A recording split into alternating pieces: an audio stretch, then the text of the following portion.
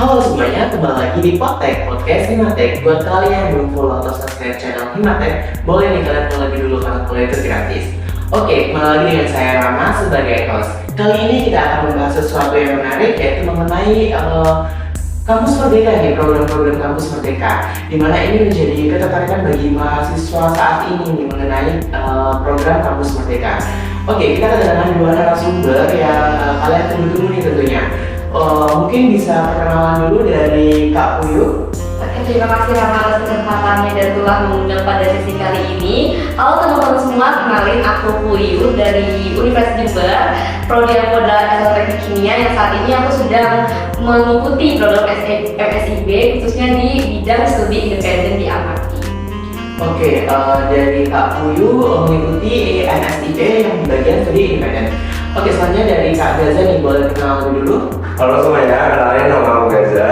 Aku sebagai alumni KMM 4, aku dari S1 Kimia, dan di KMM aku di Universitas Sriwijaya. Oke, Kak Gaza mengikuti KMM di Universitas Sriwijaya. Kalau boleh tahu nih, kita kan mungkin teman-teman di luar sana asing dengan MSIB apa, PMM apa. Boleh jelaskan secara singkat nih, mungkin dari PMM lebih dulu. Oke, aku jelasin apa itu PMM. Jadi PMM itu program mahasiswa merdeka, di mana kita itu kuliah di luar kota atau di luar kampus utama kita. Dan ini program MBKM, program Merdeka Belajar juga. Kenapa? Karena ini dibawa oleh Kemendikbudristek, dan ini berpeluang banget buat kalian yang benar-benar emang mau kuliah di luar kampus kalian, dan ini kita di luar kampus di Indonesia juga ada. Jadi PMM ini teman-teman, kita tuh belajar di luar kampus kita dengan berbagai pengalaman tentunya. Jadi kalau teman-teman bosen nih kalau belajar di kampus sendiri, bisa nih mengikuti program PMM. Oke, selanjutnya dari MSIB nih, boleh dijelaskan lebih singkat MSIB itu apa Pak Puyu?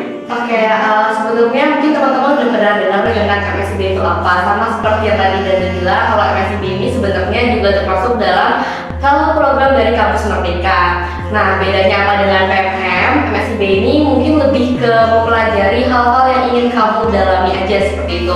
Jadi di MSIB ini tentunya lebih spesifik. Kalau misalkan MSIB sendiri itu kan ada magang dan juga ada studi independen. Kalau misalkan magang ini dia yang langsung terjun, misalkan fokusnya ke bidang energi, mungkin nanti langsung kerja atau magang gitu ya di situ perusahaan yang bidangnya energi. Tapi kalau misalkan yang aku jalani sekarang nih, itu adalah tentang studi independen, di mana kita tuh kuliah sama kayak mempelajari hal gitu ya dengan mentor-mentor yang super keren banget langsung dari bidangnya. Nah, contohnya kalau misalkan aku di bidang energi, itu misalkan langsung dari ESDM dan lain-lain seperti itu. Jadi lebih ke mempelajarinya seperti itu.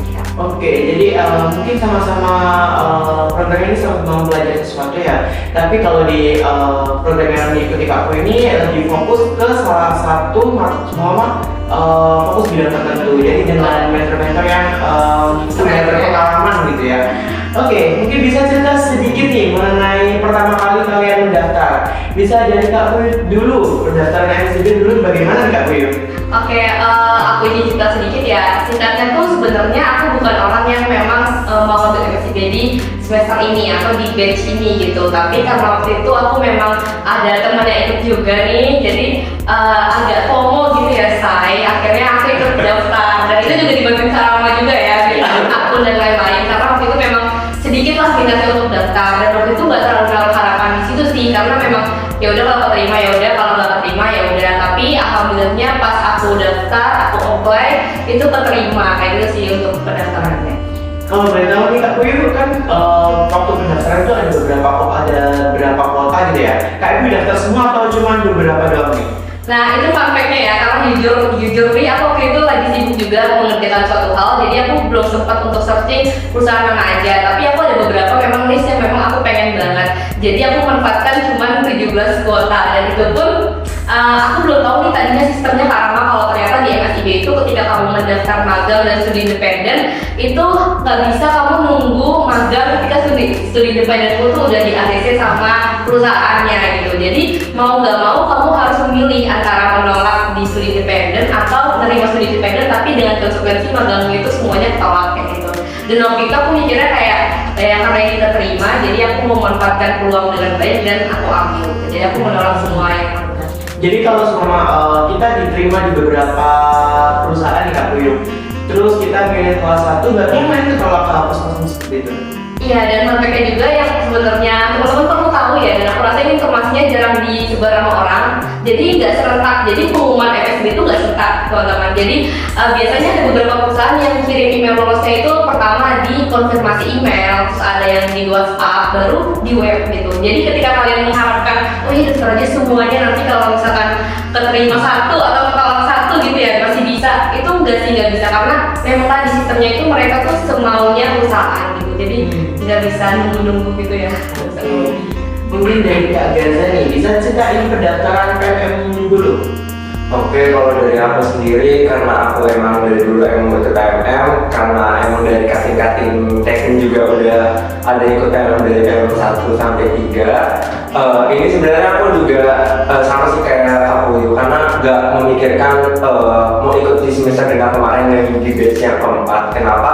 Karena emang biasanya tuh PMM itu dibuka dari tahun ke tahun tuh semester ganjil. Jadi aku mikirnya semester ini aku baru daftar, tapi kemarin tuh bukannya pas semester genap, jadi kapan lagi, jadi aku daftar aja gitu. Terus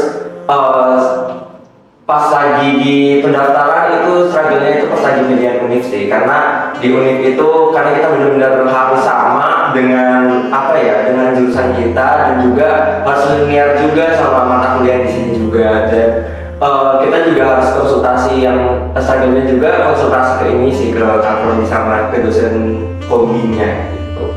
Oke, waktu itu pertukaran diterima di kota mana nih Kak? Aku di Universitas Wijaya di Kota Palembang. Oke, boleh cerita ini, cerita budaya-budaya sedikit dari kota Palembang nih, gimana tuh? Sebenarnya budaya-budaya Kota Palembang itu sebenarnya banyak ya, apalagi yang kalian tuh tahu kerajaan kayak Sriwijaya gitu. Di sana tuh benar-benar kayak kental gitu, kayak budaya-budaya lamanya, dan juga di sana tuh masih kalau emang mau bereksplorasi di berada kayak suka sejarah, kalian tuh bisa lah ke sana gitu. Jadi dan juga sama kuliner juga banyak, terutama PMP juga, dan PMP itu juga murah-murah. Oke, jadi makanan khas di situ pempek ya Kak Gaza. Oke, mungkin dari cerita Kak Gaza dan Kak Puyuh, pasti ada kendala-kendala di saat kalian melakukan program tersebut. Mungkin dari Kak Puyuh dulu nih, apa sih kendala yang paling bikin kesel nih Kak Puyuh?